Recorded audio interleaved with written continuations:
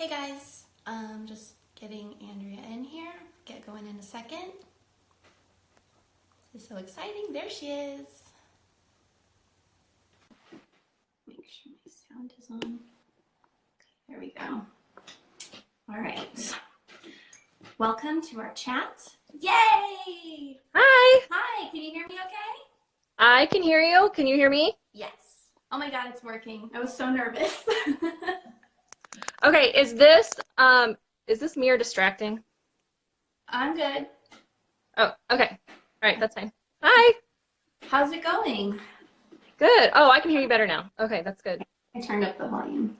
Cool. So I have not ever done this before, but I saw other people doing it and I thought it was a really cool way to kind of combine two artsy people and just like have a conversation. So thanks so much for doing this. Yeah, thank you for asking me. Yeah, so I came across Andrea, I don't remember, it was somewhere on Instagram like last year or something when I emailed you. Uh-huh. And At least a year. Yeah.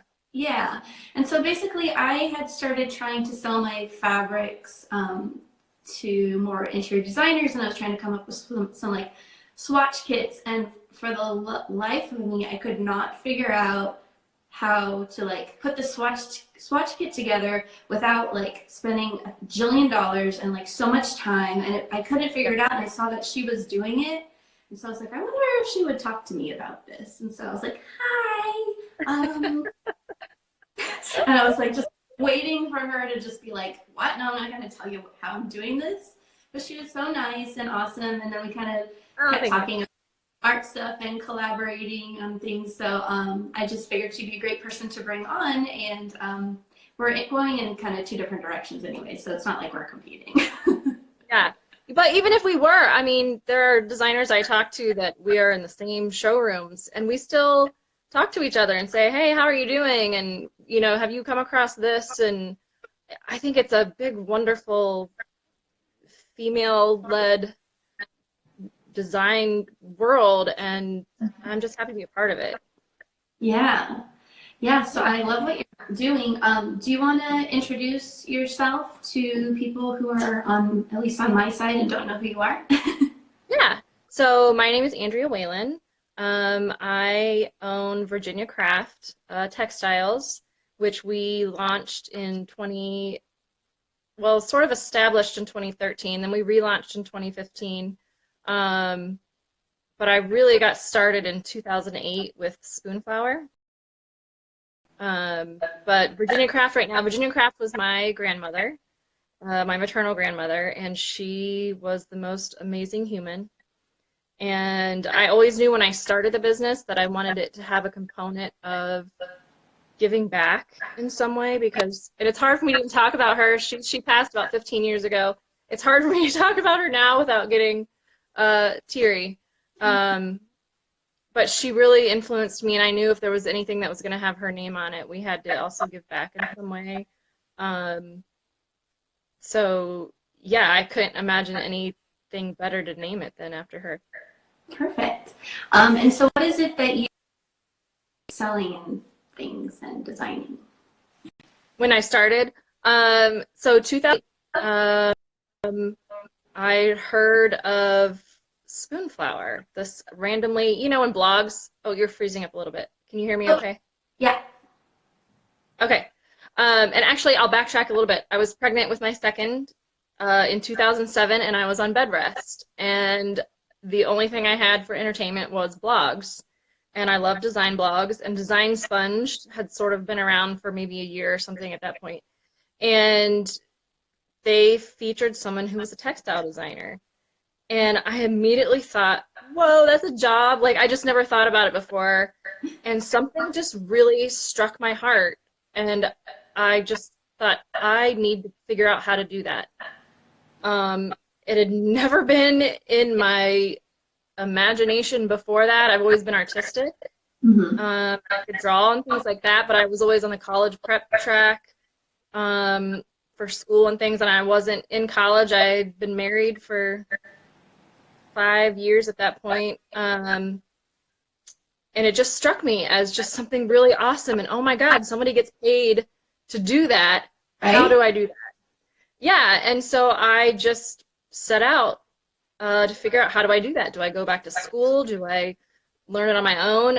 Fast track to a year later, I hear of Spoonflower, Mhm. and they were in their beta phase, and I immediately signed up.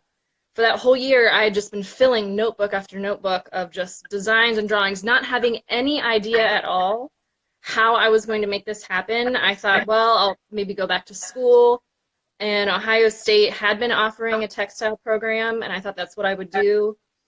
And then when I found Spoonflower, I just took a chance, uploaded a few designs, and just waited to see what happened. And then Mhm. I got started from there.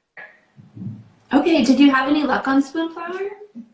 Yes, I had great luck, and I still sell today. I'm on Spoonflower as Domesticate. It's spelled like domesticate. Mhm. And um, I just couldn't, I couldn't believe how quickly it took off, how quickly Spoonflower took off. They were amazing. The group of designers that started out was amazing. Um, and I started getting noticed by interior designers, started reaching out to me. I was mentioned in Better Homes and Gardens and HGTV magazine, so I got a few more interior designers reaching out. And at some point, I thought, okay, how do I take the next step from going from Spoonflower, which is awesome, to having my own label? Right. Yeah. So when I first looked into having my own label, it was very expensive. I mean, it's still expensive, but the expense scared me, and we weren't prepared. I wasn't in a place even when we found a place with lower minimums, once you take into account every colorway of every design to have something screen printed, the cost of the screens, it's tens of thousands of dollars. And at the time, it was cost prohibitive, and we thought, well, it's just not in the cards right now. And so I kept designing for Spoonflower and doing what I could until finally it just made sense. And I thought, I really want this, and I have a vision for something. And we went and got a loan and just made it happen. And that was actually after I'd started block printing on my own. When I started Virginia Kraft, I was block printing everything. Some of the blocks I carved myself. I found someone on Etsy who would go to India and buy the wood blocks, and I contacted her and said, hey, could you ever have them carve custom blocks? And she said, yeah, absolutely. So that was really cool. I gave her my designs. She took them to India. They started working on them, shipped them to her, and then, so I didn't have to deal with customs because I don't know anything about customs, so that was nice. And they are these incredible works of art. I mean, they took about 3 or 4 months to create, and they are amazing. So I was block printing at first with Virginia Kraft, thinking that that's what I was going to do, because I really love the handmade aspect of things. And as that took off really quickly, within a year, I realized it's too much, and I didn't want to just be producing, because then I didn't have time to design New stuff, anything yeah. new. Yeah. That's really interesting. So anyways, the whole reason I'm doing this is because I've been kind of talking to some of the girls who've been following me, and it turns out that a lot of them are kind of just getting into like the handmade business. They want to start their own businesses. They're starting their first craft shows this December, or they're just having like some ideas. I have one girl who wanted to start like a stationery company, and they come to me because they see that I'm block printing, but they also come to me because they see that I have a handmade business and I'm making a living off of it. So it's really interesting that you say, you started at Spoonflower, which I also started on Spoonflower, but I was on it for like a week or two, and I was like, it just seems too not very tangible enough for me. I don't know. But the same thing with you, like I saw, oh, textile designer is a job. How do I do that? Oh, maybe I need to go back to school, because that's just what my brain does. I'm like, oh, I have to go learn this, and I have to have a degree in this to know how to do this. And although I do have 2 art degrees, it's not anything related to, it's kind of related to textiles, but not directly.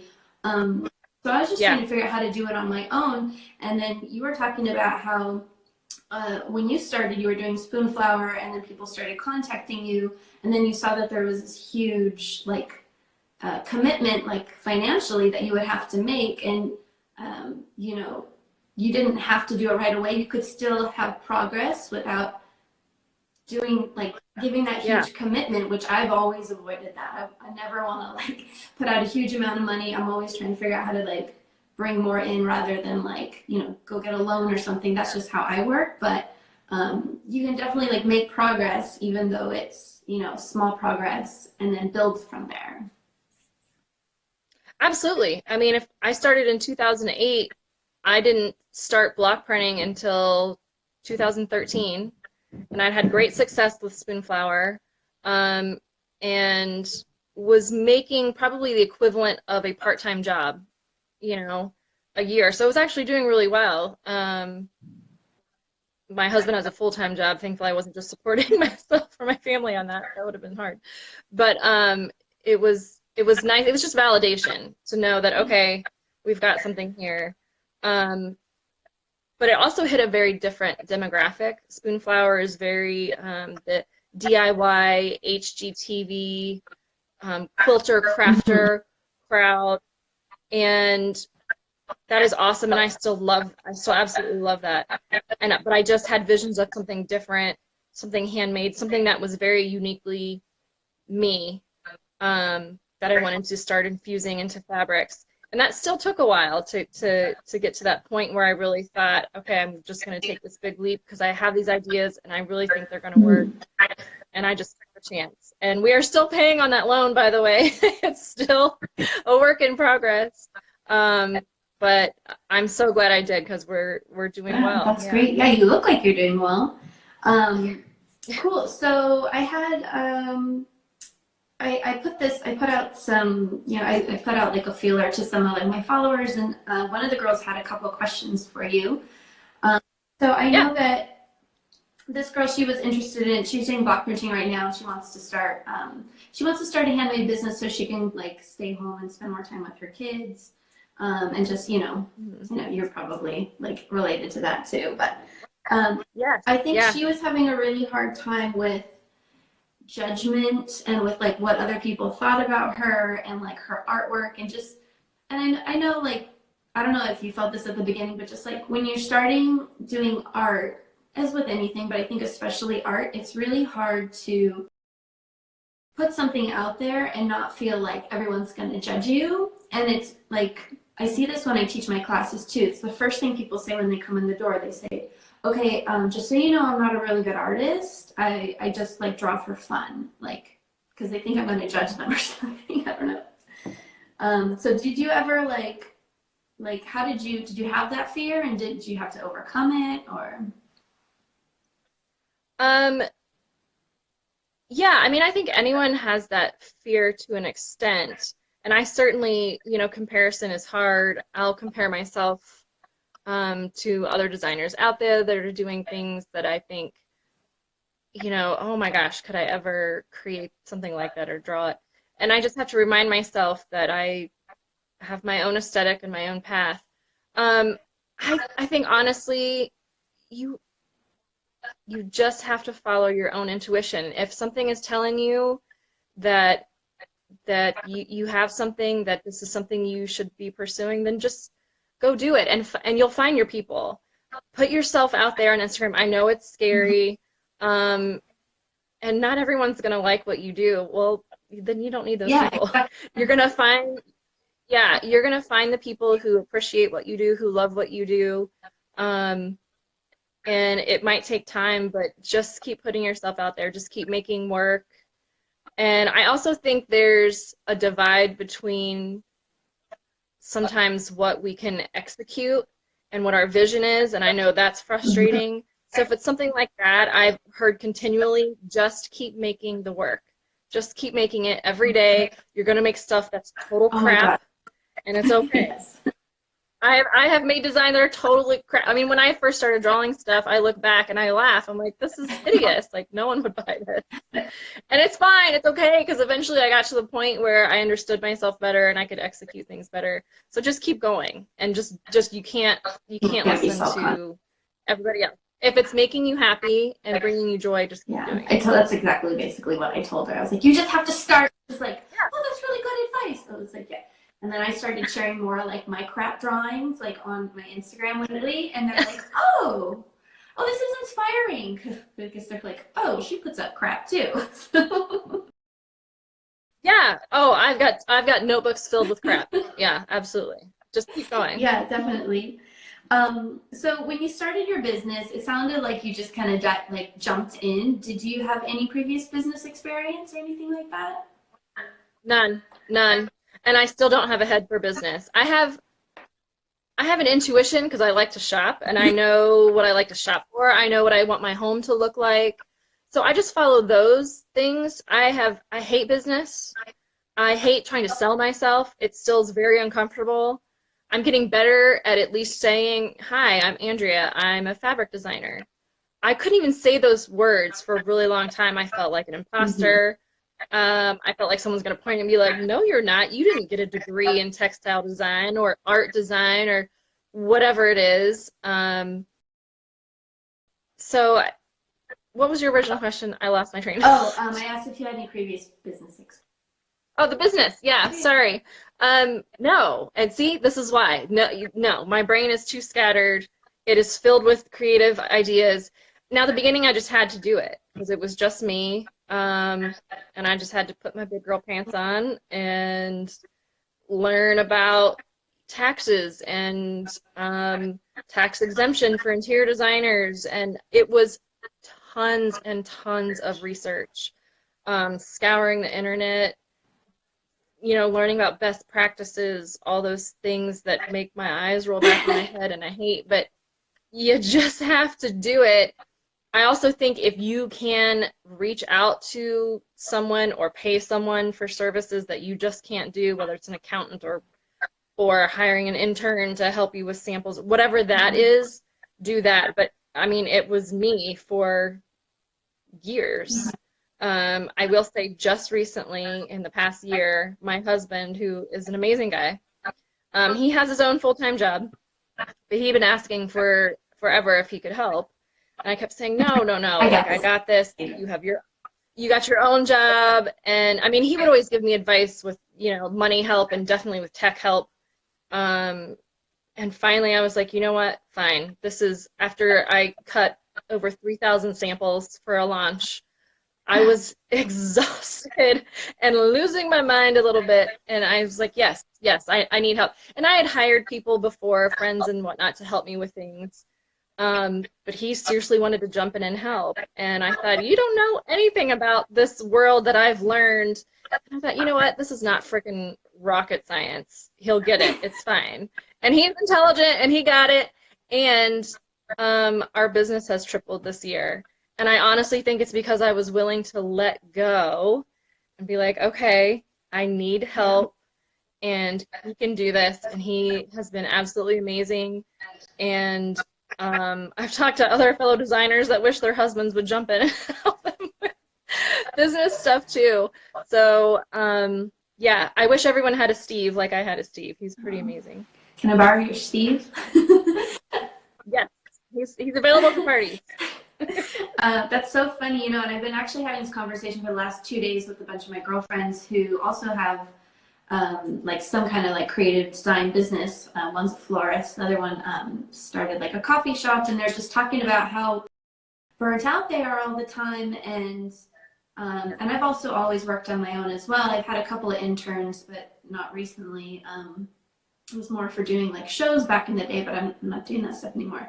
But it's just really interesting because when we create something, it's like we have such a strong vision and like such a strong hold on it that we don't want anyone else to touch it because they might screw it up.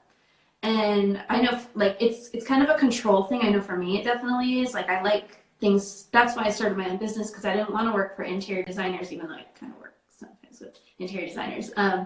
But like I get a say. That's I don't want to like Yes. start at a design company and be like designing something and people being like, no, you can't do that, shut down. Like I want it to look how I want it to look. So when you bring someone else on, unless you train them like exactly like a little mini me, like things might not go your way and you don't want that. So, but I think it does it does allow you to grow, you know, Yeah. and Yeah. outsource things you don't necessarily need to be doing so you can focus on more important things. Yeah. And that's exactly what Steve has given to me this past year. And not only could I focus more on other designs, but I could focus more on networking here on Instagram, which is an absolute integral part of our business. I'd say 80 to 90% of our business starts with Instagram. So without it, I mean, it's been an absolute game changer, and I'm sure it has for many, many businesses.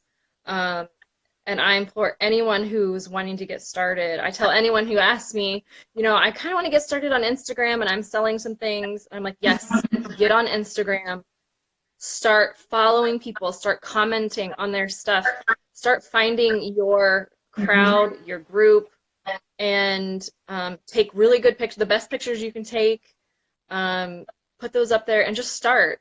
And it's been an absolutely amazing platform. As much as I have a love-hate relationship with technology and social media, like I'm not on Twitter. I hate Facebook, but Instagram has really allowed me to find my people, and I have made some really great friendships through Instagram now, and people, professional relationships, friendship. It's absolutely incredible. So get on Instagram, keep going with it. It's been amazing for me. So what parts has your husband taken over? Is it just purely the business side? Is he doing like tech stuff? Is he doing like money stuff? Sort of all of that. Anything that would relate to the business that isn't creative, I'd say, or networking on social media. He's doing everything else. He's cutting samples right now as I speak. That's what you wanted to do for him, wasn't it? I know how you feel about that. Yeah. Oh God, samples are such a pain in the ass, really. And it's your marketing, so you have to do it. And he says it actually is relaxing for him. It's just different from what he does. I know, I can't. After 3 weeks straight of cutting samples, it's like I'm cutting them in my sleep. I know exactly what you mean. Yeah. Yeah. So yeah, he does anything that isn't the creative or networking part. Okay. And so are you doing it full time right now? Full time. Yeah. When I was doing Spoonflower and started out, that's what was part time, and I was still sort of dabbling, I guess you would call it, just seeing how it was going. But as soon as I added Virginia Kraft, that's when it was all full time. Okay, yeah. That's so cool. So let's see, what else do we have? Do you want to share a little bit about what your day-to-day looks like? So right now it is much less chaotic now that I have Steve doing all the business stuff. So before Steve took over, it was a lot of samples, a lot of emails, which I hate, and just everything else on top of trying to network on Instagram, figure out, you know, how many collections am I going to do this year, what's that going to look like, talking to screeners and printers, and I think at least every day was different. You know, I wasn't doing the same thing every day, which is what I absolutely love. I hate routine. So it was a lot of that, and now again, it's a lot since Steve took over. It's a lot less emails, a lot less samples. I get up, I try to draw every day.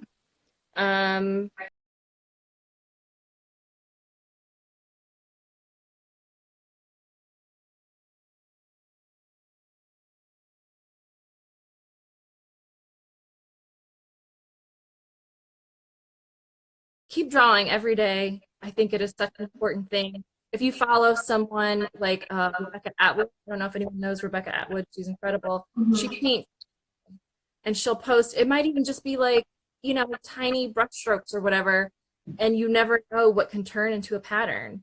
Some of my doodles end up turning into a pattern, you know, and it's just something where I'm just messing around and didn't have anything in mind. Trying to make a pattern and actually make something really cool. So I think it's important to keep going. And yes, like we talked about before, you're going to make some crap. I make plenty of crap, you know. not every design is going to be a bestseller or a great hit or whatever. Just keep making it. Just keep going. Just enjoy it. I think if we as makers get to do this thing of making and it brings us joy, I think that's the best part of it. Yeah, definitely. You have to, if you don't like what you're doing, then just forget it. Whatever you like produce is going to be crap. You have to like it. Yeah. Agreed. So what do you think the biggest obstacle in your business has been? This is something abstract, so hopefully it won't piss people off. It's not like a concrete thing. It's just been doubting myself, doubting my value and my worth that I bring to the work that I do. It is an ongoing struggle. It's sometimes was really, really tough. Other times I just pick myself up and go on. Would have to read a lot, do a lot of self-reflection, and I know that sounds very self-indulgent and all that kind of crap when you're just trying to run a business. Mm-hmm. But I really think if you have something and you know you feel it and you know you're supposed to be doing it and you enjoy it, you have to find the value just in that and just keep going. So, I think periods, especially with interior design, there's definitely seasonal lows, like in August, where people are all on vacation, they're getting back to school stuff ready, there's no sales happening, and I know it's coming every year, and every year I'm convinced I'm never going to sell anything else ever again. Well, our last sale, folks. We're all done. I'm sick of my patterns. No one's going to buy anything else. No. Of course, it's ridiculous. So I still continually doubt myself, and that's hard, and that's been the biggest obstacle, I'd say. Yeah. I totally believe that, because I see that like every student that comes in, like I'd say like 98% of them have some kind of like something they'll say, or even just like people I talk about, or they see my work and they're like, wow, I don't know how you can do that, like you're so brave, and they're just talking about how, oh, I could never do that. And I'm like, why not? You just have to just start. Like, honestly, everybody has their own style. I know it's like super intimidating to do art and put it out there, but like anyone can do it. Like literally anyone can do it. Yes, I absolutely agree. And I honestly believe that just as human beings, not to get into some deeper philosophical discussion, Mm-hmm. but being human beings, we are creative. My mom constantly tells me, oh, you got all your creative genes from your dad. I don't have a creative bone in my body. That's it right there. That's it. And yet her gardens are beautiful. And I couldn't do what she does with her gardens and her flower beds. And her home is always decorated beautifully. Mm-hmm. And I'm like, what are you talking about? Of course, you're creative with this stuff. Yeah. And so when someone tells me that, I almost get mad, because I'm like, no, that's not true. Stop telling yourself that. You are absolutely a creative human being, mm-hmm. and fabric design is your thing eventually if you just can't do it, but I guarantee there's something that is. Mm-hmm. So just stick with it. Yeah, exactly. Like I noticed that like people will come in and they have like very like they're styled really nicely. I can tell like they're very put together really well. And they're like, oh, I can't draw that well. And they'll be like, oh, my husband's the artist. And then they'll both pull up their sketchbooks and they're both like incredible. And I'm like, just get over yourself. Just own it. Own it. You're good. Yeah, I think there's lots of stories that we tell ourselves as to why we can't start, or why we're not going to be any good, or why it's not going to work. And I think we just need to stop telling stories and just do the work and enjoy the work and see what happens. Yeah, definitely. So do you have, I wrote this, I don't know if you came up with one, but I was curious if you had like a favorite story or like something fun that has happened within your business that was like good to share. Yeah, and actually just thinking about it today, because I was thinking about what I would talk about. It is actually the very first sale that I made. Mm-hmm. Is one of my memories, and it was with Spoonflower. It must have been 2008, right after they launched, maybe 2009. And someone bought just a fat quarter of fabric with my design on it. So just one. I think it was like, what's a fat quarter? Like 18 by 24 inches or something. 22, yeah. on Spoonflower, you 10% of that, and I think it sold for 7.50, so that I got 75 cents. But it didn't matter. I absolutely in tears because someone bought something I made, Mm-hmm. and I will never forget that feeling, Yeah. ever. Um, and I try not to take that for granted, to think, even though thankfully the sales have gotten bigger than friends.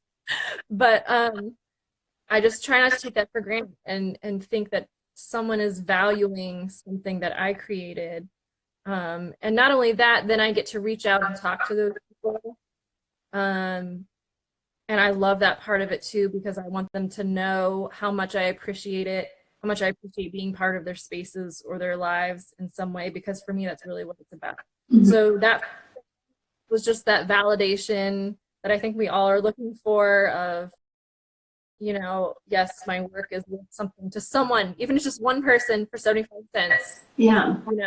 willing to use their hard-earned money and to buy something that I made. So Yeah. it's definitely a favorite. Yeah. You never forget your first sale. I think, I don't know, well, as I'm like, what was my first sale? It was probably at a show, or maybe I was on Etsy first. I can't remember. It was either on, I think it might have been on Etsy, but definitely didn't forget my first online sale. I sold some prints. But yeah, it's just that validation and just being like, oh my God, someone likes this enough to like pay me $20 and put it on their wall in a frame. Yeah. I actually, Yeah. I actually got an email from some woman, like my Etsy store, like it's up, but it's just like a portfolio. Like I don't have any product. It's just like fabric. There's no like things on there. And I used to sell like these little shitty paper prints. And so, and people used to buy like 3 at a time, and I do custom colors, and I do like a bundle, and they would buy them in sets, and then they'd send me pictures of them on their wall, and I thought they were horrible. I mean, because it was weird because I made this stuff, but I didn't love it. I just did it real quick, and I thought they would like my other stuff, but they kept buying the prints for some reason, and I thought that was so strange. So this woman emailed me like a month ago and said, hey Danielle, years and years ago I bought a set of 3 prints from you, and they've been on my dining room like wall for like ever, but we just updated our wallpaper. Do you think you could do this? I was like, oh man, I don't even have that stuff anymore. But it was just so funny that like my art, like my crappy art has been in her dining room for like 5, 6 years. I love that story because you never know. And honestly, some of the best-selling designs I have on Spoonflower that have been up for, I don't know, 7 years or something. One of them was the easiest design. I literally sat down with a Sharpie Yeah. and drew out some things. It probably took me 10 minutes. It was fairly easy to digitize and get into Photoshop and upload, and it is one of my best sellers to this date. Yeah. And it's crazy because I thought, oh, maybe a few people will buy it. And a ton of people have bought. And then there's other designs that I'll work on for weeks that I think people will love, and people are resonate with it, and that's fine. So you're gonna have that. So that's why I say definitely keep making your work, keep putting it out there, because you just never know, and you learn a lot from people and from your audience and your demographic when you do that. So. Yeah, that was a huge thing that I learned this year, is just to start talking to my audience and talking to my followers and my customers and just seeing what they want from me and what like what they want to see and what they want to buy and why they're buying it and how they're using it and all this stuff. And you don't think about that when you're just like making stuff, but then when it comes down to it, it's not about you, it's about them. So you really gotta. Yeah, you do have to keep your audience, and it is a little tricky, I think, sometimes to keep your customer in mind and also produce work that you love, because there's definitely patterns and works that I maybe wouldn't go in my daily aesthetic in my life, in my home, but I still think they're beautiful. They just maybe won't work in my house, but they sell really well. Yeah. And there's other things completely and totally me that not a lot of people really like, and either way, it doesn't matter. I'm getting something out of it, whether I really love it and it resonated with me, or whether it's not my favorite but it sells really well. you know, the way it works. I saw someone asking, can we answer their question? Yeah, exactly. She says, how did you learn to digitize your work? How do you do it? Do you do it in, you said you did in Photoshop? Photoshop. I am all Photoshop and I am totally self-taught in Photoshop. I say sometimes that I went to the University of Google. I got Photoshop, and honestly, and I've tried Illustrator a dozen times at least. For me, it's not very user friendly. To at least not to teach yourself. I think I would need a class on Illustrator. It's a lot more tech or something. I don't know. Photoshop, I think, is more user friendly for me or for people starting out. And honestly, I just went and looked at every tutorial I could get my hands on Mm-hmm. to learn how to do the simplest thing to more complex things. Um, I think for anyone who wants to digitize your work, I think having a good scanner uh, is imperative. A decent scanner if you want to draw something and scan it on the scanner and then get it into Photoshop and start working with it from there that was invaluable to me. That's how I did a lot of my work when I started out. Um, but Photoshop was definitely, it's still something I work with. And honestly, it was just trial and error. I think if someone who was an expert in Photoshop was looking over my shoulder as I did things, they would probably wonder what the heck I was doing because I just to do things my own way and it worked for me. I'm probably missing a lot of shortcuts and things like that I could have learned, but it works for me. So I would say don't worry about doing all just try stuff. And there's so many great tutorials, especially now. I think it was a lot harder 10 years ago to find tutorials on how to create a repeating pattern. Mm-hmm. And now you can really pull up 1,000 easily Yeah. and figure out how to do it. So I'd say just get on Google and just start trying stuff. Yeah, definitely. I didn't know that you used Photoshop, so I use Illustrator, and that's what I prefer. But I used to use a scanner, and I have one. It just felt like the whole process was really clunky, and I was really intimidated by Illustrator at first because I learned Photoshop first, but then I had to learn the entire Creative Suite, and so it's not as smooth once you know Photoshop. Like some of the tools are the same, but even like yesterday I was going back and forth between the programs and I was like, where's the damn, whatever tool? And I'm like, it should be here. And I'm like, oh, I'm in the wrong program. So open this window, whatever. But they're slightly off. But Illustrator is great for me because I do like my drawings.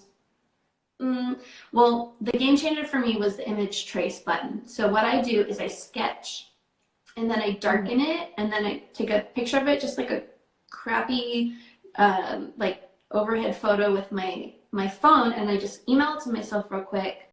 And then from there I just import it into Illustrator and then turn it into a vector and then just play with everything from there. So that is one of the things I actually know how to use on Illustrator that I had to use when I was doing some custom work. I just had to figure it out. Again, Google tutorials. And that was a nice feature. But from there, as soon as I would have the live trace option finished, I would immediately import it back into Photoshop and work with it because I just couldn't get the hand of Illustrator. I'm in awe of someone who does Illustrator. I do think there are definitely some pros to Illustrator. You just get better images, with the vectors and everything. But Photoshop has been all that I've needed in my, in so I still think going to Google or taking a class, not everyone likes to learn on their own. That's just how I prefer how to do things. Someone might need a class, and I'd say go look and maybe there's online classes you can take or something for that, because I think those things are still invaluable and still used a lot with design. whether you're doing textile design or whether you're doing, whatever stationery or whatever you're doing, I think just having that information as you're starting a business is like invaluable because you can do all your own images, you can do your own website. Like it's just this program is just paid for itself over and over and over and over and over. Like every day I use it, and it's and it's cool. You don't need to be a pro. Like I first learned the programs in school. I almost failed the class, and I'm good at school. I'm good at the school, but I did not do okay in that class. And I think it was partially the teacher, and partially I was just so used to working with my hands. I was doing my illustration degree. So then they're like, oh, yeah, dive right into these computer programs. And I was like, huh? Um, so after failing that, I got offered through a friend a web design job, and he said, you know, if you learn these programs, I will hire you as my in-house artist. And I was like, okay. So then I went to this adult school, which was hilarious with my dad, that you could work at your own pace. And I just, you know, I could come in, I just had to finish the projects, and I could, you know, finish it whenever I wanted to. And that worked better for me. So that's how I was able to pick it up. But it took me 3 times to learn Photoshop, and it took me even longer to figure out Illustrator just because how my brain works. But once I got it, it's so helpful with everything you can do, like related to small business. Yeah, I agree. And I will also say to people who are afraid of Photoshop or maybe think, well, I can't afford Photoshop, there are still ways to get your artwork made as fabric.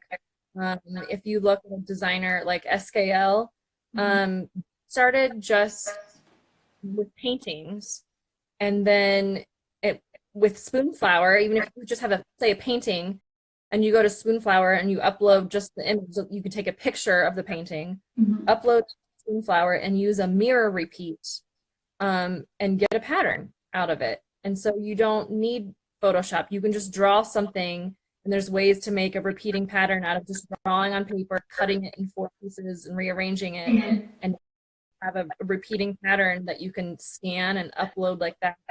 And even if you're going to work with a digital printer, um, or a screen printer or something like that, almost everyone has an in-house designer at their places. Of course, you have to pay for it, but you can just bring your artwork to someone and say, you know, I don't know how to put this in repeat, but you can go to them and pay them, and they'll have an in-house designer that knows how to do Photoshop stuff, so you don't have to learn it.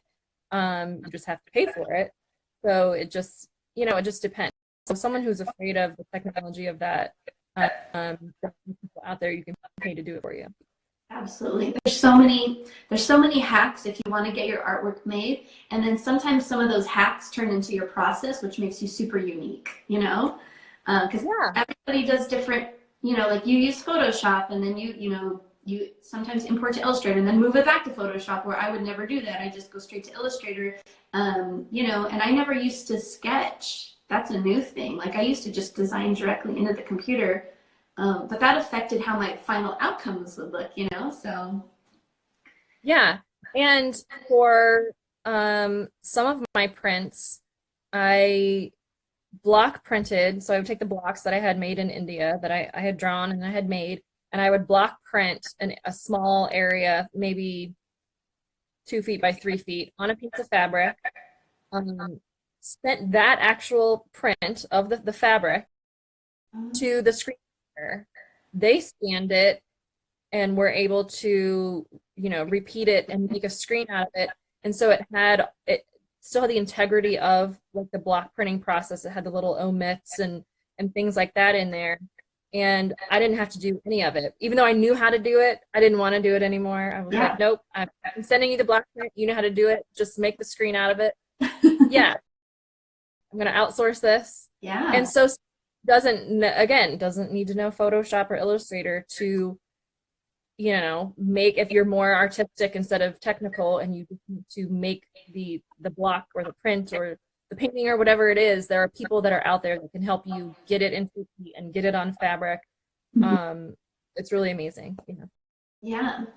So, yeah. So, for those of you guys trying to start something, you just got to start, figure out how to do it. Eventually, your process will get more refined and more better. Agree with you that I think the mistakes you make along the way and the things you learn become a part of your patterns, of your look, of your brand, of whatever it is, and then it becomes uniquely yours. So I think that, and anyone watching, please don't hesitate to message me or email me. I love to help out where I can, answer people's questions. I know the amount of research and trial and error and mistakes that went into this whole process. And if I can keep someone from making the same mistake or point someone in the right direction, I don't keep my resources close to my vest in most cases. It's not a secret where what printers I use or what screen engravers I use. I'm going to give you that information because it's a lot of work, and there are thankfully just a few people out there that would not be open with that information. I do think there is a lovely group of boutique fabric designers on here that you could approach and ask them, and I think they would all be very forthcoming for this part. At least try to send you all in the right direction as to where you can go. I think there's room enough for all of us here, and room enough for all of us to inspire each other and help each other. So please don't hesitate if someone has a question to reach out. I'm more than happy to try and help you any way I can. Yeah, likewise. It feels really good to like have some level of success and then be able to like help other people, like pull them back up, and be like, no, don't do that. I did that. It was a terrible idea. Right. Yeah, exactly. If I can keep someone from that, that's a good day. That's fine. Yeah, exactly. Okay, cool. So I think that's most of the stuff that I have for you.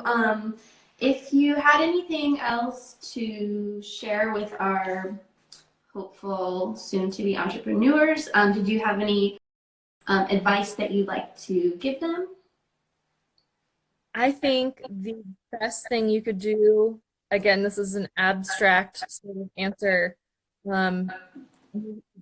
follow your intuition. You have to follow your gut, your heart, wherever you hear that thing that is guiding you, just follow that, because there are going to be plenty of people that think they know better than you, or they have ideas, or think, oh, you should do this. You should go into this. You should work solely with interior designers, or you should do just custom work, or you should do pillows, or what you should do is make dresses or shoes.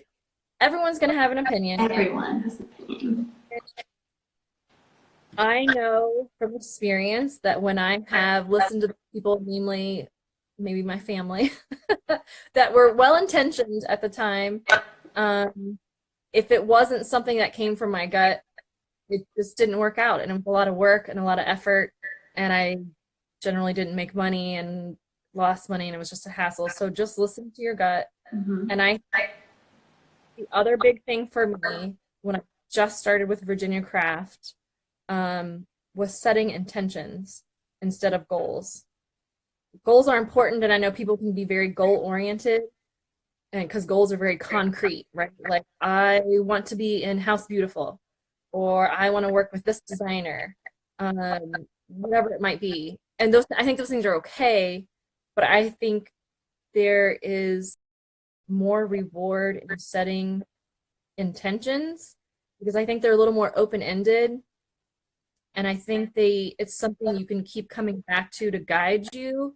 And that way, when everyone comes at you with, oh, I think you should do this, that, and the other, you can, because it's easy to get swayed. And then you also see other designers, and you see other designers starting brick and mortar stores, or maybe they're doing classes, or they get to work with this designer, and it's easy to think, oh, maybe I should be doing that. Maybe I should try to work with this designer, or maybe, do I need a store to be taken seriously? And so it's easy to get distracted. When you have a list of intentions, it's easy to go back and refer to them and be like, okay, no, I set this intention of wanting my business to help other people, or I would like to, only do custom work or something. Mm-hmm. So it's a little more open-ended, and I think it really allows for the universe, for God to work in ways that are more surprising, and maybe bring you things that you didn't know you wanted or didn't know you were capable of, versus when you're setting a rigid goal. And you can still have the goal, you can still have the goal of wanting to be in House Beautiful or Veranda Magazine or whatever it is, be the bestseller on Etsy, or, I don't know. The intentions just feel more personal, and whether you write it on a list or put it in your phone or tattoo it on your arm, just make those intentions and know that you can change them at some point. It's a living, breathing list of things that you can go back to and change. And I'm going to, stick to that because that's what feels good and that's what's good for me. Yeah, yeah.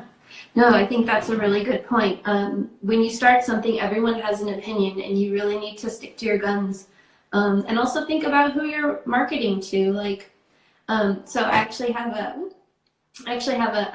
a list of like tips that I made for after this that I'm going to talk about. And one of the things on my list is like, things you should know when you're starting a handmade business. Everyone's going to have an opinion. And my thing was like, my mom's like, oh, Danielle, those prints are too expensive. Those pillows are too expensive. People aren't going to buy those. And then I was like, is this the same woman who used to pre-pop popcorn and put it in her tote bag and take it to the movies? She's not my customer. Sorry, Mom, love ya, but Yeah, that's hilarious. I just had to keep telling myself that, and eventually I completely pulled out of doing those shows because I realized, you know what, these are not my customers, and I'm not succeeding because I'm not in the right place, and I was right. But it took me like 3 years to figure that out. So let me help you. And also to not see those things as failures, right? Because we can think, well, I totally sucked at that and I can't do crap or whatever it is. But think of all the things that you learned from doing it Exactly. about yourself and about your brand. You just learned, a whole segment of who your customers, the demographic that you don't belong to. So there's always something said for the failures. So Yeah, just because it's not working out in one area does not mean it's not going to work out wonderful in another area. So just keep trucking is the name of the game, I guess. So I think that's pretty much it. I think we can wrap up now. Thanks so much for joining me. This has been awesome, and I'm going to definitely check back in with you and ask you a lot more questions because I just have questions. totally fine.